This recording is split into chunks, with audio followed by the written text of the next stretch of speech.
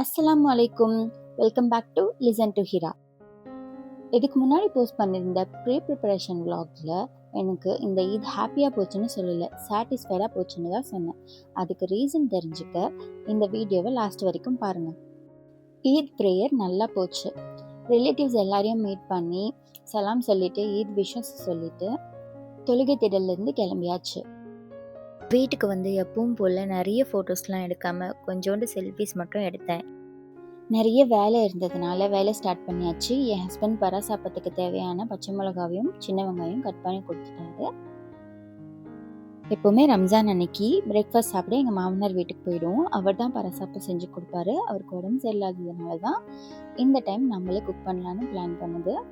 அவரோட இன்ஸ்ட்ரக்ஷன்ஸ் படி மாவு கரெக்டாக ரெடி பண்ணி வச்சுட்டேன்.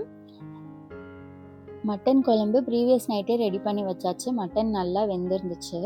என் ஹஸ்பண்ட் திடீர்னு பொட்டேட்டோ கேட்டதுனால அதையும் போட்டு கொதிக்க வச்சதில் மட்டன் நல்லாவே கரைஞ்சிருச்சு.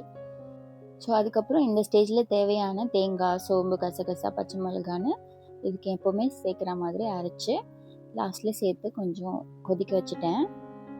மட்டன் நல்லா கரைஞ்சிட்டதுனால பொட்டேட்டோ குழம்பு மாதிரி தான் இருந்துச்சு, ஆனால் டேஸ்ட்டு சூப்பராக இருந்துச்சு.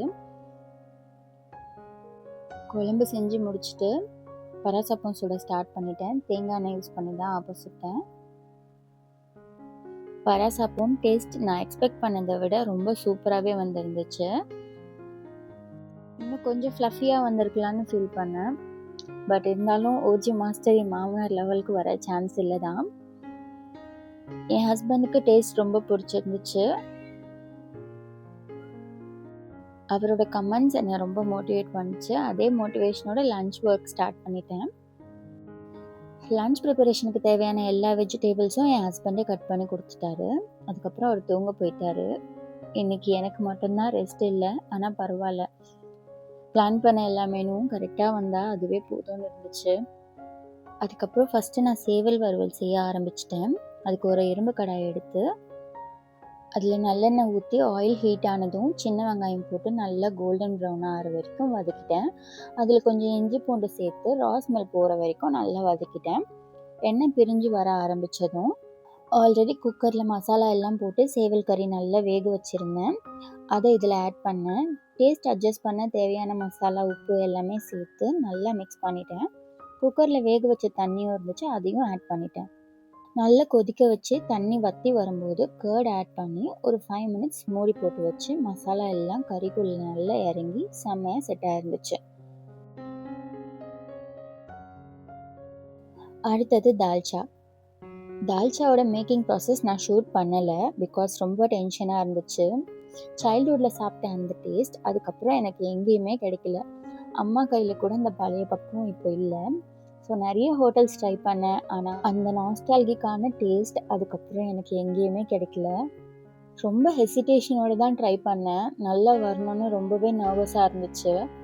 ஆனால் அவுட்புட் பற்றி சொல்ல வார்த்தையே இல்லை, அவ்வளோ சூப்பராக வந்துச்சு தால்ச்சா. இந்த பக்குவம், இந்த டேஸ்ட் என் கையில் வச்சுட்டு தான் நான் ஊரெல்லாம் சுற்றி தேடிட்டு இருந்தேனான்ட்டு இருந்துச்சு. இதுக்கான ஃபீட்பேக் நான் யாருக்கிட்டேயும் கேட்க வேண்டியதே இல்லை, எனக்கே ரிசல்ட் தெரிஞ்சிச்சு. தால்ச்சா சூப்பராக வந்த அந்த சந்தோஷத்தோட நெய் சோறு தாளிக்க ஆரம்பிச்சிட்டேன். 2 கிலோ பாஸ்மதி ரைஸை ஆல்ரெடி ஒரு பாத்திரத்தில் மெஷர் பண்ணி அதை அரை மணி நேரம் ஊற வச்சிட்டேன். ஒரு அகலமான சட்டி அடுப்பில் ஏற்றி அதில் ஆயிலும் கீயும் ஈக்குவலாக ஆட் பண்ணி ஹீட் ஆனதும் யூஸ்வலாக ஆட் பண்ணுற எல்லா ஸ்பைசஸ் அண்ட் அது கூடவே கொஞ்சம் முந்திரி, ஆனியன், பச்சை மிளகாய், கொத்தமல்லி, புதினா எல்லாமே ஆட் பண்ணி நல்லா வதக்கியாச்சு. இந்த ஸ்டேஜில் 1:2 ரேஷியோவில் தண்ணி மெஷர் பண்ணி ஊற்றினேன். 1 பங்கு அரிசிக்கு 2 பங்கு தண்ணி ஊற்றணும். இந்த ஸ்டேஜில் டொமேட்டோ வேணும்னா ஆட் பண்ணிக்கலாம். எனக்கு பிளெயினாகவே பிடிக்கும், ஸோ டொமேட்டோ ஆட் பண்ணலை. தண்ணி கொதிக்க ஆரம்பித்ததும் ஊற வச்ச பாஸ்மதி அரிசியை இதில் ஆட் பண்ணிக்கணும். சால்ட் செக் பண்ணிவிட்டு மூடி தம்மில் வச்சிடணும். அரிசியோட குக்கிங் டைம் முடிஞ்சோடனே ஸ்டவ் ஆஃப் பண்ணிவிட்டு ஓப்பன் பண்ணி செக் பண்ணி பார்த்தா ரைஸ் ரெடியாக இருந்தது. உதிரி உதிரியாக அழகாக சூப்பராக வந்திருந்தது. என் ஹஸ்பண்டும் ரைஸை செக் பண்ணிவிட்டு பர்ஃபெக்ட்னு சொல்லிட்டாரு.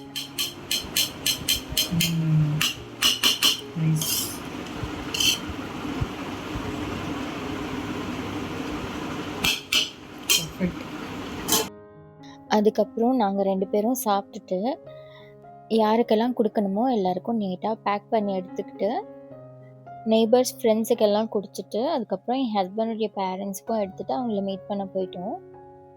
நாங்க ரொம்ப கம்மியா தான் சாப்பிட்டோம். ஆனா, நம்ம கையால சமைச்சு நெறைய பேர் சாப்பிட்டாங்க அப்படின்ற ஒரு ஹாப்பினஸ், அதுதான் இந்த ஈத வந்து எனக்கு சாட்டிஸ்ஃபைடா இருந்துச்சுன்னு சொல்ல வச்சது.